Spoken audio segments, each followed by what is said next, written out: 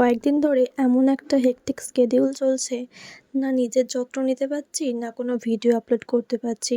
Video করে ওঠার সময় তো বাদ দাও, ভিডিও এডিট করাও হচ্ছে না। আর সকালে আমার চা খাওয়ার সময়টাও হয়নি, আমি জাস্ট একটা কেক খেয়ে চলে গিয়েছিলাম পড়াতে।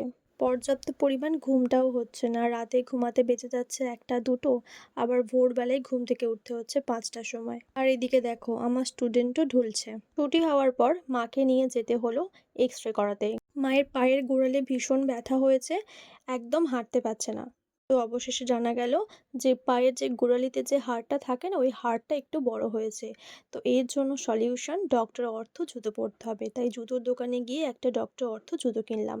আর তারপর ওষুধের দোকানে গিয়ে কিছু ওষুধ কিনতে হলো। তো ওখান থেকে একবার গেলাম সবজি বাজারে, কিছু সবজি কেনার দরকার ছিল। যেহেতু বাড়ি থেকে সেরকম কিছু টিফিন করে যায়নি, তাই আসার পথে কিনে আনলাম পেটাই পরোটা আর ঘুগনি। এই দোকানটা নতুন হয়েছে, তবে টেস্ট আমার ভীষণ ভালো লেগেছে। মাকে বললাম তুমি আজ রেস্ট করো, আজ রান্নাটা আমি করছি। এদিকে আমার হাতের সময়ও কম, তাই ভাবলাম যে কম সময়ে কি করা যায়। আর খিচুড়িটা আমি মা দুজনেই ভীষণ ভালোবাসি, তাই 2 রকম ডাল, চাল আর কিছু সবজি দিয়ে খিচুড়ি বানিয়ে নিলাম। এরকমভাবে তোমরা কিন্তু খিচুড়ি করে খেতেই পারো। এই খিচুড়িতে একদমই তেল কম থাকে এবং রিচ হয় না, বিশেষ কিছু মশলাও দেওয়া হয় না। আর এটা গরম গরম খেলে ভীষণ ভালো লাগে, তবে ঠান্ডা হলে খুব একটা ভালো লাগে না। আর সাথে নিয়ে নিয়েছিলাম 2টো ডিম সেদ্ধ। জানো তো, যখন আমি স্কুল যেতাম না, এরকম খিচুড়ি খেয়ে যেতাম।